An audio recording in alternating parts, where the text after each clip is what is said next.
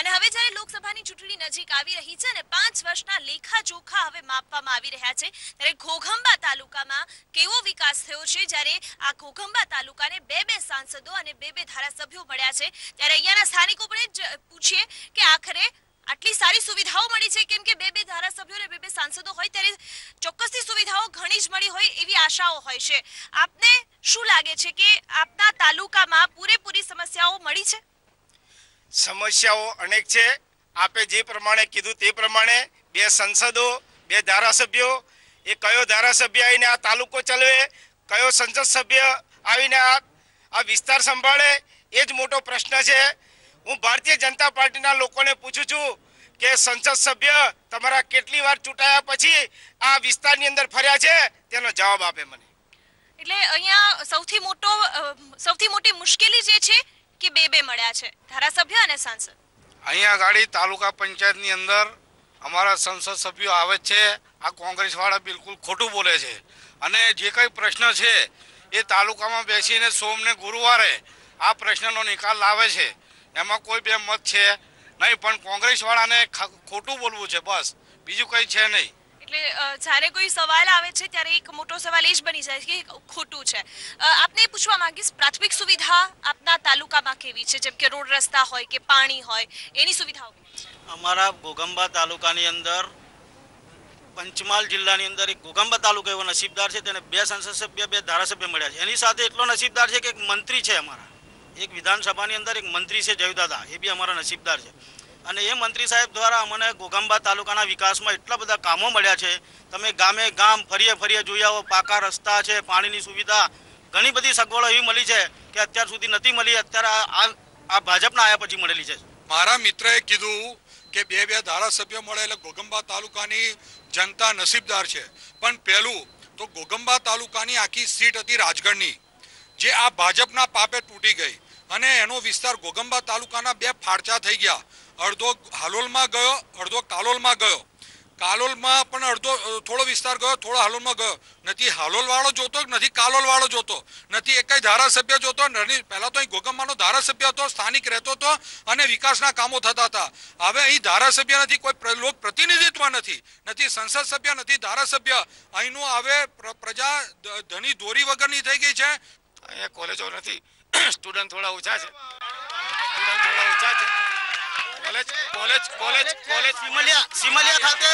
સિમલિયા ખાતે હાલમાં એક કોલેજ ચાલુ છે મેડમ, અને ટૂંક સમયમાં ઘોઘંબા તાલુકામાં નવી કોલેજ બનવાની છે, એ ગેરંટી છે.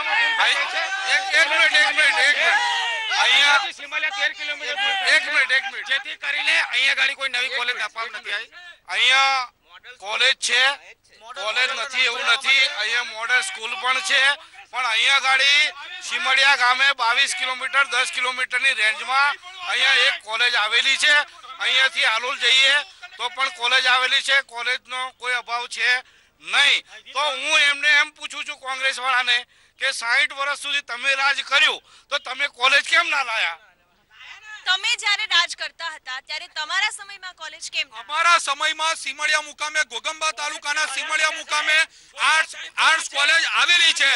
પણ હવે જે રીતે વિકાસ થયો, અત્યારે 24 હાયર સેકન્ડરી સ્કૂલો થઈ અને ઘોઘંબામાં આજે 24 વર્ષના વિકાસના અર્થે નવી કોલેજની જરૂરિયાત ઊભી થઈ, છતાં પણ કોલેજ આપી નથી. અમારા 22 વર્ષની અંદર આદિવાસીઓ દીકરોને ભણવા માટે એકલવ્ય સ્કૂલ તમે જુઓ, એનું હાલ કામ ચાલી રહ્યું છે. બીજું તમે ધનેશ્વરમાં જુઓ, આ હાઈસ્કૂલની સામે જુઓ, ITI જુઓ, ઘણા વિકાસ થયા છે. અહીંયા ગાડી સર્કિટ હાઉસ પણ બંધ થઈ ગયું છે અને હોસ્ટેલનું પણ ખાસ મુહૂર્ત થયેલા છે. અને રોડ રસ્તાઓ તમે જુઓ બેન, કે પહેલા 1-2 કલાકે પહોંચતા હતા, અમે હવે 15 થી 20 મિનિટની અંદર હાલોલ પહોંચી જઈએ છીએ. એવા સરસ અને સુંદર રોડો આ ભારતીય જનતા પાર્ટીની અંદર થયેલા છે. આપને શું લાગે છે, રોડ રસ્તા આપના તાલુકામાં બની ગયા છે? હા, બની ગયા છે.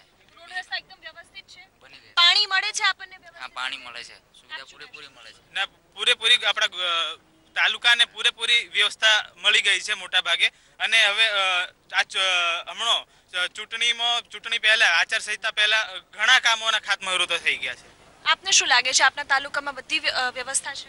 આપના અમારા તાલુકામાં બધી વ્યવસ્થા છે અને કોંગ્રેસની સરકારે 60 વર્ષમાં કંઈ કર્યું નથી અને 60 વર્ષ પછી શૌચાલય આવીને અમારી સરકારે બનાવવા પડ્યા, ભાજપ સરકારે.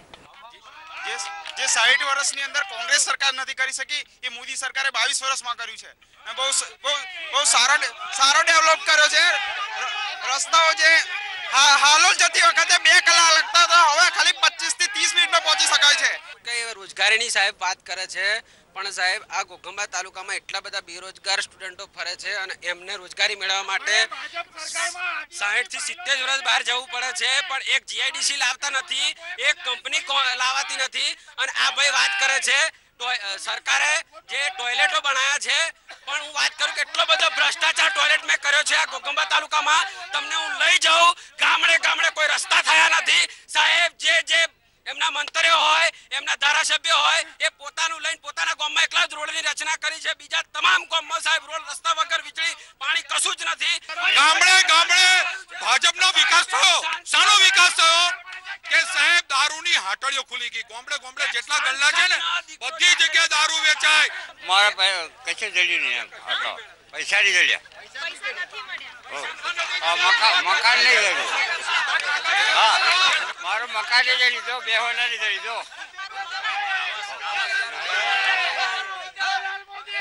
મકાનની વાત કરે છે. સરકારે અત્યાર સુધી પાકિસ્તાનના જેટલા બી કાવતરા થતા હતા એમનામ કોઈ નામ તાકાત હતી? એક જ છે બાયડો મોદી, જેને સર્જિકલ સ્ટ્રાઇક કરી અને પાકિસ્તાનને જડબાતોડ જવાબ આપ્યો છે. એ 36 ની છાતી વાળો મોદી છે. પણ સામે સવાલો પણ થતા હતા. છાત્રીવાદો સર્જિકલ સ્ટ્રાઇક કરી અને એકની સામે 4 માથા લઈને આવે છે, એ મોદી સાહેબ લાવે છે. સર્જિકલ સ્ટ્રાઇક ની વાતો કરવાની આ બધા ચૂંટણી લક્ષી મુદ્દા ભાજપ બનાવે છે, પણ ખરેખર હકીકત એવી છે કે સાહેબ ખેડૂતોના પ્રશ્નો છે. માનનીય મોદી સાહેબ બેઠા ત્યારે 2014માં એમને ભાષણ કરેલું કે ભાઈ હું બેસીશ એટલે પહેલી મારી હું સહી એ ફાઇલ પર કરીશ, ખેડૂતોના દેવા નાબૂદ કરીશ. સાહેબ દેવા નાબૂદ અત્યાર સુધી થયા નથી.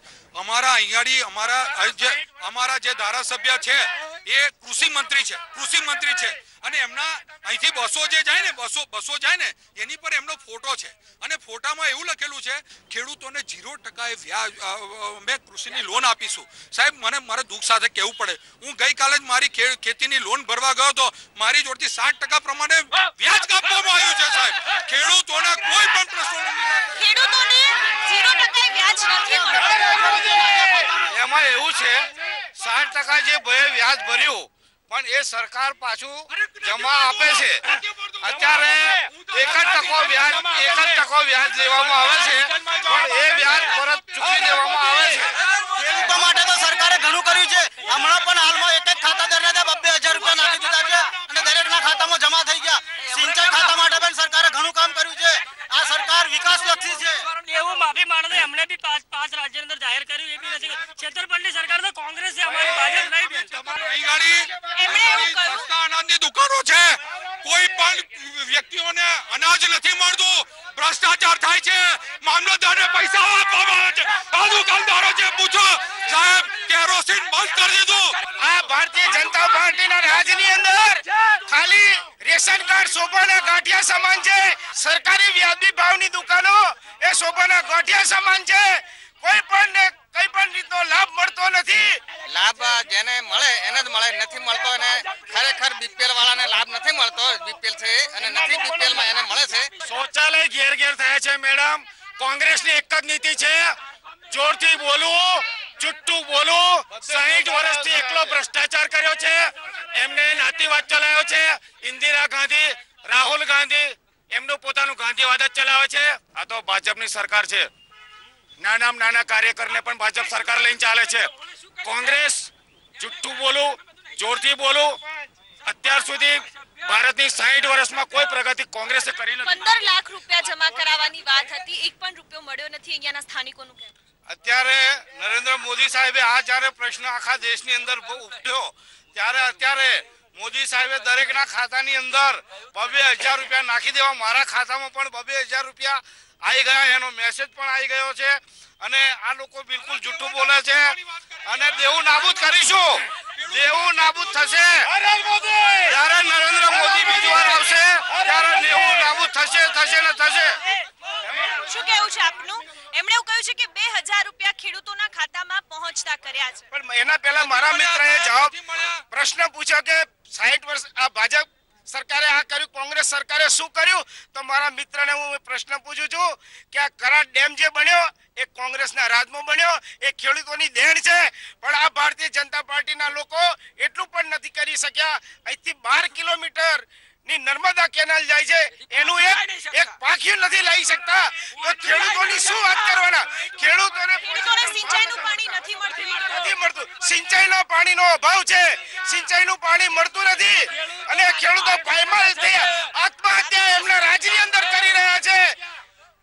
એક સાહેબ મહત્વનો મુદ્દો ઘોઘંબા તાલુકાનો, અહીંયા કોઈ સિંચાઈ, આ પૂર્વ પટ્ટીમાં બધો ડુંગરાળ વિસ્તાર છે, એમાં કોઈ સિંચાઈની વ્યવસ્થા, આપણે પીવાના પાણીની વ્યવસ્થા નથી, કોઈ પાણી પુરવઠા યોજનાઓ નથી. એમાં હેન્ડપંપ જ હોય છે અને હેન્ડપંપ એકમાત્ર પર્યાય હોય છે કે પીવાના પાણી માટેનો એનો ઉપયોગ કરી શકાય. સાહેબ અહીં ઘોઘંબા તાલુકામાં જેટલા પણ હેન્ડપંપો થયા છે એ બધા જ બોગસ થયા છે, બધા જ આજે જર્જરિત છે. એ હેન્ડપંપો ચાલતા નથી. અને સાહેબ દુઃખની સાથે કહેવું પડે, ઘોઘંબા તાલુકામાં હેન્ડપંપ રિપેરિંગ કરવા માટેની કોઈ ટીમ પણ નથી. લોકોને ચચાર 5-5 કિલોમીટર દૂરથી પાણી લાવવું પડે છે. આજની તારીખે આ લોકો ખાલી બણગા પૂકે છે, પણ કોઈ લોકોની સાહેબ હાડમારી વધી ગઈ છે. આજુબાજુમાં કેનાલો બનાવવામાં આવી છે, પરંતુ સિંચાઈનું પાણી નથી મળતું, પીવાના પાણીની પણ સમસ્યા. એ ભાઈ એવું કહે છે કે સિંચાઈની સુવિધા નથી. અહીં આગળ એમ કહેવામાં આવે છે કે કેનાલની લાઈન નથી નર્મદાની, પણ બેન એક જ વાત કરું કે કેનાલ અહીંયા લાઈન આવી શકે તેમ નથી. ડુંગર વિસ્તાર છે, એ ડુંગર વિસ્તારના કારણે કેનાલ આવી શકે તેમ નથી. બીજી વાત અત્યારે કરાડ ડેમની અંદર પાણી ભરેલું છે. અત્યારે મકાઈ, લીલું મકાઈના તમે ખેતરોમાં જોવા જાઓ, પિયતની સુવિધા પણ છે. નથી એવું નથી. પાણી 15-20 હેન્ડપંપો છે. મારા કોંગ્રેસના મિત્ર આજે પણ ચાલુ છે અને એમની સરકારમાં ચોપડા પર લખાતું હતું, હેન્ડપંપ મંજૂર થઈ ગયો. ભાજપ સરકારમાં એનું બિલ આવે છે, એનો ફોટો પડાય છે. એમની સરકારમાં તો ખાલી ચોપડે લખાતું હતું કે બોર થઈ ગયો. ભાજપ સરકારમાં તો બોરના ફોટા પડાય છે, ત્યાં પાણી નીકળે છે. આજે પણ ગામડે આજે પણ 15-20 છે.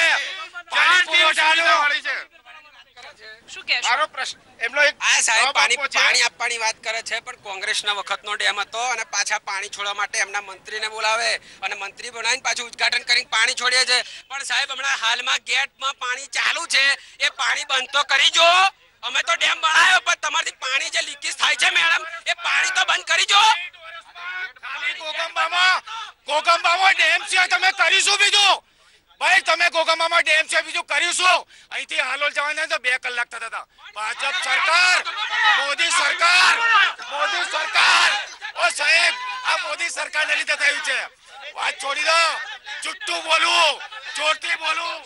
તમે ગોધરાથી તમને રસ્તા તમે અમને જોયા છે ને, પહેલાના ને અમને કેટલો ડિફરન્સ છે. સૌનો સાથ સૌનો વિકાસ. એક મિનિટ કોંગ્રેસના રાજમાં બેન ઘોઘંબા તાલુકામાં 400 નો લક્ષણ આવતો આવાસ માટે. અત્યારે મોદી સાહેબના રાજમાં 4000 નો લક્ષણ છે. 4000 નો લક્ષણ છે બેન, 4000 નો પ્રધાનમંત્રી નો ઘોઘંબા તાલુકામાં અત્યારે.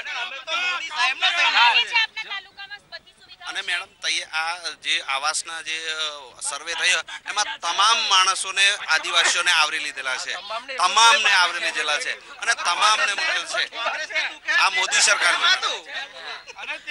એટલે આવાસની યોજનાઓ આદિવાસીઓ એવું કહી રહ્યા છે કે અમે આવ્યા છે. સાહેબ આમાં આ સાહેબે અમારે કીધું, ખરગડીના સરપંચ છે, એમને કીધું કે સાહેબ ખેડૂતોને પીવાનું પાણીની બધી સુવિધા થઈ ગઈ. સાહેબ એમને પૂછો, હેન્ડપંપ જે પીવાના પાણી માટેનો છે એવા ખેતરમાં પાણી મૂકે છે? એમથી પૂછો સરપંચને. આ સરપંચને પૂછો. પાણી આવતું જ નથી બેન, હેન્ડપંપે પાણી આવતું જ નથી. હેન્ડપંપે પાણી આવતું જ નથી. એ તો હેન્ડપંપે પાણી બેન છે. હેન્ડપંપે ખેતી થોડું કરે કોઈ, હેન્ડપંપે અલાઈન કરે ને. કોંગ્રેસને ઓનલી ફોર 60 વર્ષમાં જુઠ્ઠું બોલું, જોરથી બોલું, આ લોકોને વિકાસ દેખાતો નથી. ભાજપનો વિકાસ આ લોકોથી દેખાતો નથી, એમને પેટમાં દુખે છે. કોંગ્રેસ આવવાની નથી એનું દુખી રહ્યું છે. નરેન્દ્ર મોદી સ્પષ્ટ બહુમતી સાથે ફરીથી આવશે. અત્યારે એવું છે કે નરેન્દ્ર મોદીને બહુમતી નથી, એના કારણે થોડીક તકલીફ પડે છે, પણ જો બહુમતી નરેન્દ્ર મોદી સાહેબની આવશે. આ અમારા ઘનશ્યામભાઈએ જે વાત કીધી નરેન્દ્ર મોદીને બહુમતી નથી, મને એવું છે કે એમને રાજકીય જ્ઞાન એમનું અધકચરું છે, કારણ કે ભાજપની સ્પષ્ટ સરકાર છે, ભાજપને સ્પષ્ટ બહુમતી છે, ગુજરાતમાં સ્પષ્ટ બહુમતી છે, છતાં પણ કોઈ મુદ્દાનો ઉકેલ આવ્યો નથી. અને હા, પેલા ભાઈએ કીધું કે હું ભ્રષ્ટાચાર નથી કરતો. હું તમને કહું છું, તમે મારી જોડે ચાલો, એમના ખેતરમાં જઈને બતાવો એમને પીવાના પાણીના બોરથી એમને સિંચાઈ કરી છે કે નહીં. તમે ચાલો અત્યારે જઈને જોઈએ, અત્યારે જઈને બતાવીએ. ભાજપના જે આ બધા હોદ્દેદારો છે વિકાસની વાત કરે છે, પણ મારે તો એમ જ કહેવું છે કે મેડમ ઘોઘંબામાં વિકાસ થયો હોય તો માત્ર ભાજપના જે હોદ્દેદારો છે એનો વિકાસ થયો છે. અને જે લોકો સરપંચોને સાહેબ કોંગ્રેસ આ વખત સરપંચોને સાયકલનો ઠેકાણો નતો, બધા જ સરપંચો અત્યારે 4 વ્હીલરો